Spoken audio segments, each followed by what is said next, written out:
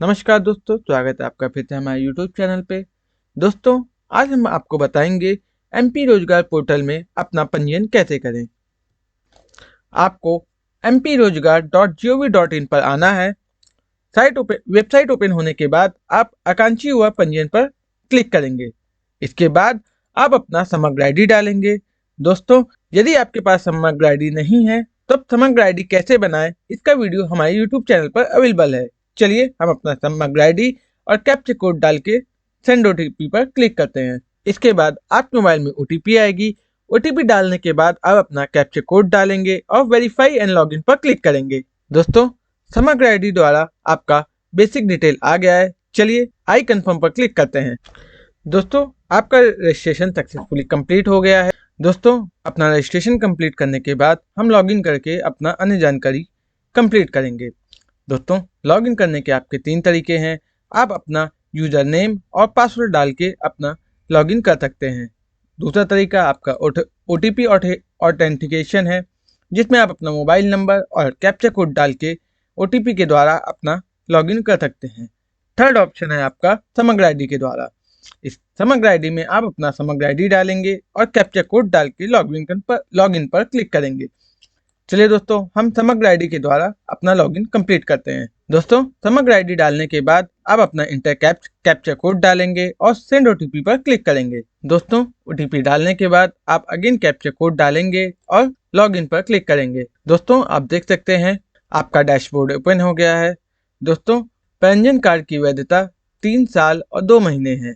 जैसे ही आपका पंजीयन का 3 वर्ष पूरा हो जाएगा, आपको रिन्यूअल के लिए रिन्यूअल बटन दिखाई देगा। आप उसी बटन के माध्यम से अपने पंजीयन को नवीनीकरण यानी रिन्यूअल कर सकेंगे। चलिए दोस्तों, हम अपना बेसिक डिटेल भरना शुरू करते हैं। दोस्तों, आप देख सकते हैं समग्र आईडी के द्वारा आपका बेसिक डिटेल पहले से ले लिया गया है। चलिए दोस्तों, हम आगे बढ़ते हैं और अपना अन्य जानकारी भरना शुरू करते हैं। दोस्तों, इसके बाद आवेदक या आवेदिका का हम अपना धर्म डालेंगे। यदि आप हिंदू धर्म है तो हिंदू पर क्लिक करेंगे। चलिए दोस्तों, आगे बढ़ते हैं। आपका पसंदीदा क्षेत्र, यदि आप अप्रेंटिसशिप ट्रेनिंग के लिए रोजगार पंजीयन पे आए तो इस पर क्लिक करेंगे। एम्प्लॉयमेंट या सेल्फ एम्प्लॉयमेंट के लिए आए तो इस पर क्लिक करेंगे। इसके बाद दोस्तों, आप अपना एमपी में जहाँ रहते हैं उसका वर्तमान पता देंगे। जैसे दोस्तों, यदि आप रीवा पे रहते हैं तो यहाँ पे रीवा पे क्लिक करेंगे, जिसका रोजगार कार्यालय यहाँ पे आ जाएगा। इसके बाद आप अपना वर्तमान एड्रेस भरेंगे। एड्रेस डालने के बाद आप यदि हैंडीकैप हैं तो हाँ पे क्लिक करेंगे, यदि नहीं है तो नो पे क्लिक करेंगे। इसके बाद हम अपना डिक्लेरेशन पर क्लिक करेंगे और सेव बटन पर क्लिक करेंगे। इसके बाद दोस्तों, हम अपना शिक्षा संबंधित जानकारी भरना शुरू करेंगे। दोस्तों, ध्यान दें, आप सबसे पहले अपना 10th का डिटेल डालेंगे। इसके बाद और आपका पासिंग ईयर, जो भी आपका पासिंग ईयर उस पर क्लिक करेंगे और डिवीजन यानी जो भी आपका डिवीजन है इस पर क्लिक करेंगे और आपका बोर्ड जो भी है उस पर क्लिक करेंगे। यदि आपका बोर्ड लिस्ट पे नहीं है तो अदर पर सिलेक्ट करेंगे और योग्यता को जोड़ेंगे। इसी तरह आप अपना 12th का डिटेल, ग्रेजुएशन का डिटेल और पीजी का डिटेल डालेंगे। दोस्तों, आप देख सकते हैं हमने अपना एजुकेशन क्वालिफिकेशन डिटेल डाल दी है। यदि दोस्तों आपके पास पीजी है तो आप पीजी डालेंगे। दोस्तों, ध्यान दें, आप अपना एजुकेशन पहले 10th, 12th, ग्रेजुएशन ऐसे करके डालेंगे। चलिए दोस्तों, हम आगे बढ़ते हैं। दोस्तों, नेक्स्ट आता है आपका अनुभव संबंधी जानकारी। यदि आप कहीं पर काम कर रहे हैं तो आप उसका डिटेल दे सकते हैं। जैसे आप संस्था का नाम, किस सेक्टर में काम कर रहे हैं, आपने काम करना यानी जॉब करना कब स्टार्ट किया था, आप प्रेजेंट में कहीं काम कर रहे हैं तो यस पे क्लिक करेंगे और प्राप्त वार्षिक वेतन लिखेंगे।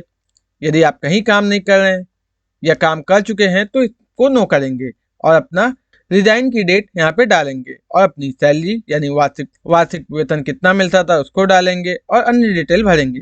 यदि आप कहीं काम नहीं कर रहे हैं या नहीं कर रहे हैं तो नो पे क्लिक करेंगे और हम आगे बढ़ेंगे। लास्ट आता है आपका रोजगार संबंधी जानकारी। यदि आप जिले के अंदर काम करना चाहते हैं, संभाग के अंदर या राज्य के अंदर या राज्य के बाहर, ये आप अपने अनुसार दे सकते हैं।